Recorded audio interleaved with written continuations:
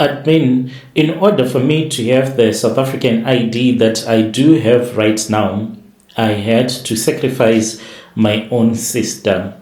To someone that won't understand, why would I want to sacrifice my own sister so that I can just get a South African ID? Maybe let me take you back. Me and my husband, who is South African, when we met, we were nothing, and then we had a business together. This business, it was not like we were making millions and millions, but at that time, it felt like it was more than a million for me. And I did not just want to leave everything as it was because he was the one that was controlling the bank accounts, he was controlling everything. And for me to stay legal, the only way that I would be legal in South Africa was through my husband and to get a South African ID so that I can achieve the other things that I always wanted to achieve in my own life. But because of many problems and challenges that I was facing, I was unable to do it the right way. Hence, I had to go to a Sangoma who helped me with a sacrifice so that I can get the South African ID that I do have today. Brother Nashim, how are you? Please post my story as hidden identity. I can say that there is no one that is born with a cruel heart. We are all born the same, but because of the circumstances and the challenges that we do face in our lives, that is what will make us to think about doing things that most of you will not even think about doing anyway. My journey into darkness and consulting with Sangomas, even though I grew up in an apostolic church where it was not even allowed to do such a thing, to go and consult. It began all the way. It was back in 2010. That was the year that I packed my bags and then I crossed the Limpopo River, illegally so, into South Africa. And I did this because I just wanted to escape the harsh economic collapse that was happening in my country. So, like many of the undocumented migrants, I had no passport, I had no visa, and I have no legal papers. And once you enter into a country where you do not have any legal papers, picture this, those that used to be slaves back in those days, like those black Americans, you had no paper, you do not belong anywhere. Even if you work, the things that you work for cannot be under your name. I did not think much about it when I left my country. If I had thought about it, I would have rather suffered and died in a country where I had my own name, where I can go into any bank and open an account like the way that I wanted. Because once you start to work, when you think about buying something, you might not think much about it, but when you start to think about the future, then you see that as an illegal migrant, you have no future, zero. You can't prepare for tomorrow. What if you get arrested the very next day? You are afraid of even passing through any bank, something that you can't even think about when you are in your own country of birth, because you keep on reminding yourself that you do not belong and you do not have any papers to do anything. When we wanted to buy a car, me and my South African husband, we were still boyfriend and girlfriend. I had saved money. I wanted a small car because I used to buy some tracksuits in Joburg and return with them to Limpopo and sell them in the farms. So we were making good money and we needed a car. We went to a dealership that sold those old second-hand cars and they asked for my ID number, and I did not have anything, no passport, no nothing. All that I had was money. We ended up buying this car, but under my husband's name, which was a big risk, but love can make you do those kind of things. Before that, I had ended up working as a farm laborer. I was working on a commercial vegetable farm in Limpopo. The work I was used to it because I was born and raised in poverty. So this was actually better because I knew that when I would go home, I would be having some money, even though we used to get paid peanuts. The other challenge that I faced once I started to date my South African husband was we were limited. He could not take me to his home whenever he wanted to take me to his home because we were always afraid that what if it happens that along the way we get stopped at any roadblock and then I get arrested. Worst of all, when I was pregnant, he always wanted me to stay at the farm, saying even if you go to town, you are going to get arrested. So me and my husband, who was then my boyfriend, we met whilst I was working on that farm. He came, he was looking for a job, and he found the job. Me and him, we started to have this kind of eye contact, and we then fell in love. We were completely broke when we fell in love. We were staying at the farm compound. Eventually, we got married traditionally. Because of my illegal status, our life in South Africa, it is like a prison. Even if there is no cop that is coming to arrest you, you are in a prison. There are doors that can never be opened for you. There are jobs that will never be opened for you. You can't do anything legally. If we saved our little money and we wanted to buy even a TV, it was hard because they would want a TV license.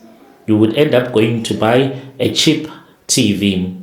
And this TV, sometimes we had to buy even that TV under his South African ID. Everything belonged to him, from the TV, from the bed to the fridges. I had to use his ID so that we can buy whatever that we wanted. The worst part was I was always terrified. Whenever I would see a police van, I would get so traumatized. I do not know why. Maybe it was because of the poverty that I had ran away from. So seeing a police officer, it's more like a threat to your livelihood. So I was always afraid. I would rather hide or to look down whenever I would come across even a police officer who is just minding his own business. Your heart will be banging so hard against your chest. It was in the year 2014. That was when God decided to bless us with a beautiful baby boy. Because my husband is a South African citizen, our child was legally registered. But my own status remained a dead end. And I decided to save every single cent we could find so that I can be able to apply for a legal South African spousal visa. I returned back home because you can't apply it without a passport, and I had to make a sacrifice. We then went to the Home Affairs and we filled the application forms, attached our marriage certificates, submitted everything, and I was happy. But after even the first submission, I was frustrated. Every single time when I would go to Home Affairs to check on the progress, it was frustration after frustration. I tried after I was rejected entirely because they said that they were missing bank statements. We were rejected 4 times. Why we were rejected? It was because we could not afford. There was no way people that are working on a farm could afford the fees of a professional immigration lawyer.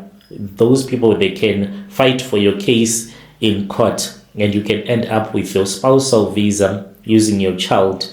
Because we did not have money even to consult for an hour with an immigration lawyer, we just stopped and we continued to live. Because my visa application was constantly failing, whenever I would travel back home to see my mom, I was always forced to commit a crime. I had to jump the border, even though I had a passport. But there are things that you just can't do moving up and about while you are trying to apply for a visa. Sometimes they can even ban you at the border. So you end up just jumping the border and you return back home. And when you come back, and most of the people, they do not know that the more that you cross the border and you have a pending visa application at the Home Affairs, you can even have an international ban, meaning that they will just cancel all the progress in your application permanently, and then you have to start all over again. And once you get arrested, if you have a criminal record, then it is going to be difficult to even submit these documents. So I had to return back home through the bushes, come back again through the bushes with my child. I just wanted to have a South African ID by any means necessary. I was prepared to do anything. There was one time when I was even speaking with my husband, and I said, if the devil is even listening or watching me, I hope that the devil can assist me so that I can just get this ID, because there were many things that I was unable to do because I did not have proper documentation. I can say that my turning point, it came soon after I had returned back home. I traveled back home as usual illegally to attend. This was our annual church gathering, because I go to the Apostolic church. So we were supposed to meet in Rusape for the Easter. And as for our church, we are not allowed to consult with any form of traditional healing, witchcraft, or to consult with witch doctors. So I was at that Easter gathering. I had this other friend of mine who stays in Namibia. She is also married to a Namibian man. So she was showing me a Namibian ID, and I was like, lucky you. And as for me, I'm still trying in South Africa. And I was sharing my frustration with him, because whatever that we were trying to do, me and my husband, nothing was working because we were poor. And then she said, my sister, in order for me to get where I am, we were assisted by a Sangoma, and this Sangoma, I'm pretty sure he can also assist you. This thing of just fasting and praying will never get you that South African ID that you want. If you want, we can go after Easter and we can consult. I then held her hand and I said, I'm not going to wait until Easter is over. Take me to where this Sangoma is. So she had to call the Sangoma, because she was not sure if the Sangoma was going to be available for us. So then she called the Sangoma. After she had called the Sangoma then said that he was there and we were supposed to go to the Sangoma's house. We then went to the Sangoma's house after we had left the church before Easter was over. When we arrived, the Sangoma then told me that in order for me to be able to get what I wanted, I was supposed to speak with my ancestors as well as to speak with my husband's ancestors, something that my husband does not even know. So we had to use my son as the direct link to my husband's ancestors. I was taken into a secret room. When I was taken into that room, then I was given some powdered tobacco and I was told to say this prayer, and this was the prayer that I had to say. I am speaking to you as the womb that carried your blood. I am speaking to you as the one that is always there for your son. But I can't be with your son anymore because there are things that you never knew when you were still alive, but the things that affect us in the present. I am asking for your help. And the Sangoma explained to the ancestors, because they do not understand the things of IDs and documents. And I made my son, he was still a newborn baby by then when I did this, when I made him to hold the powdered tobacco, to throw the powdered tobacco onto the ground. And I was then told by the Sangoma that we were supposed to wait for tomorrow if the ancestors were going to speak with him. The very next day, the ancestors, they did not respond the way that the Sangoma wanted, because he said that they are going to help, but it is going to take forever. You say that you want something that is quick, and I said, yes, I want something that is quick, that can happen now. So the Sangoma then said, young woman, if you want this thing to be quick, the reason as to why your husband's ancestors are unable to move forward with your story, it is because in your family there is a blood. This blood, it is crying unto the Creator, and it has stopped the process. That is why even the heavens cannot bless you, because there is one of your uncle who murdered his friend over a woman. This happened in the 1980s. We heard about it when we were still growing up. So in our culture, this Ngozi has been following our family. We used to hear about it a lot. And the way that it was affecting me, according to what I was told by the Sangoma, was that this spirit, it knows and it knew that if I was going to get a South African ID, I was going to end up having the money that I have right now. So what it will do is that it will be standing behind the shoulder of a Home Affairs official who will be about to open my visa application folder. Then these Ngozis will spiritually blind their eyes, fill their mind with sudden irritation, forcing them to press the reject button on their computer system. And if we were not going to remove this spirit, I was always going to be affected.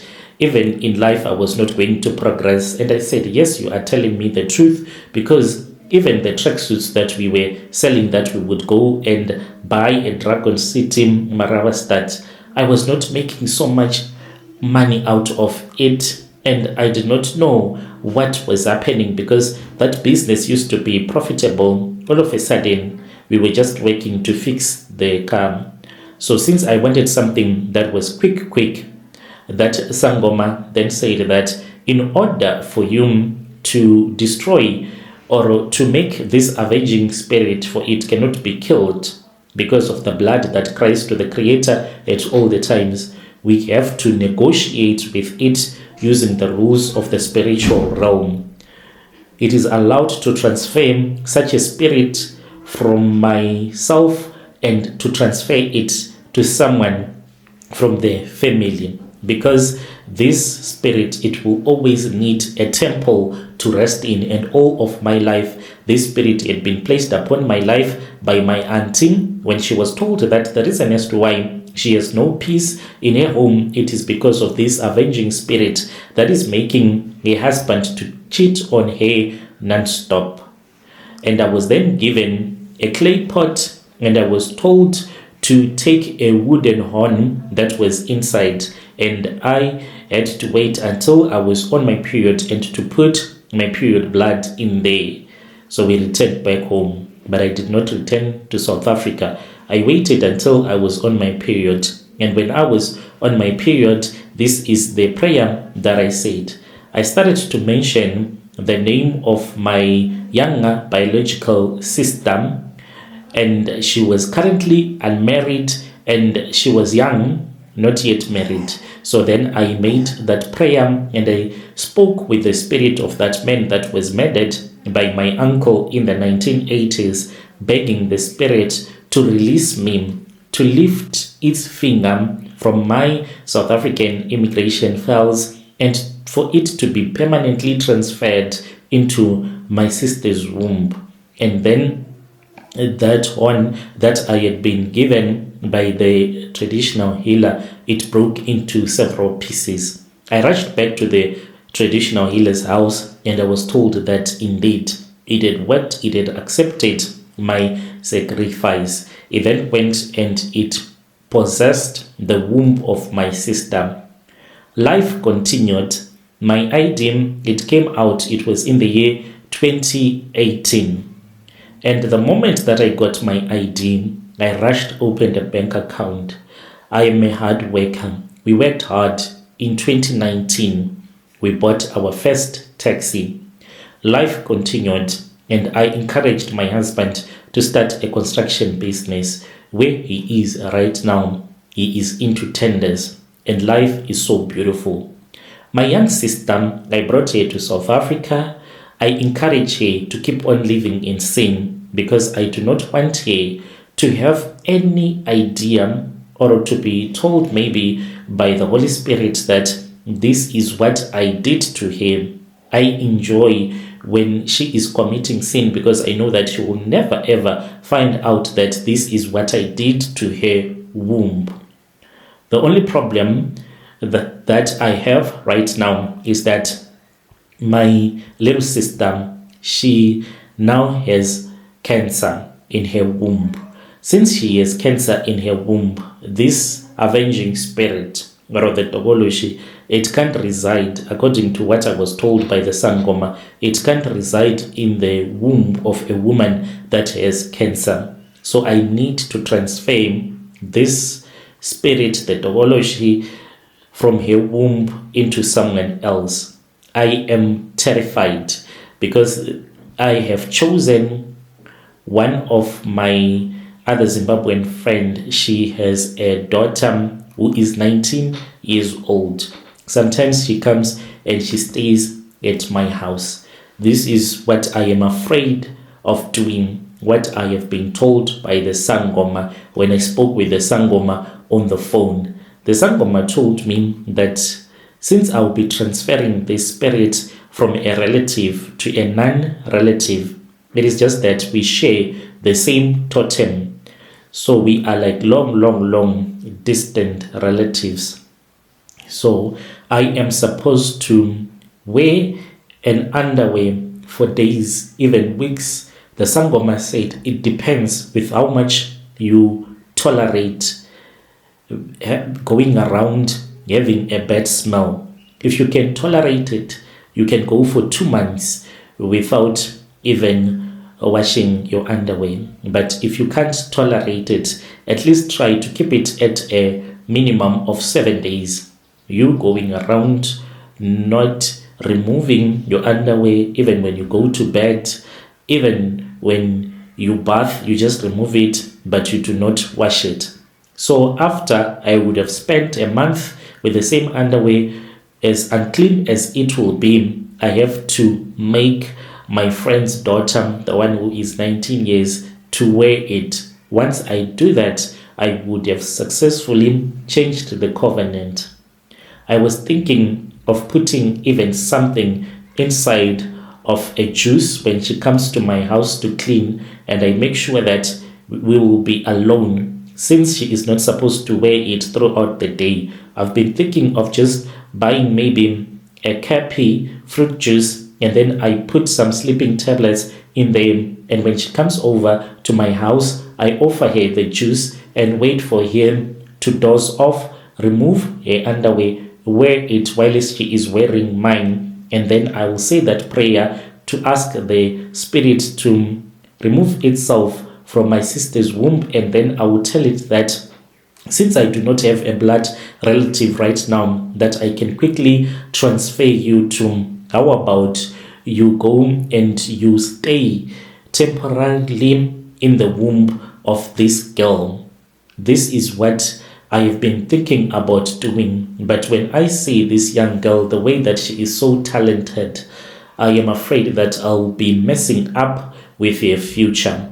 I am asking for your advice. When you post my story, please tell me. I'll be following through in the comment section.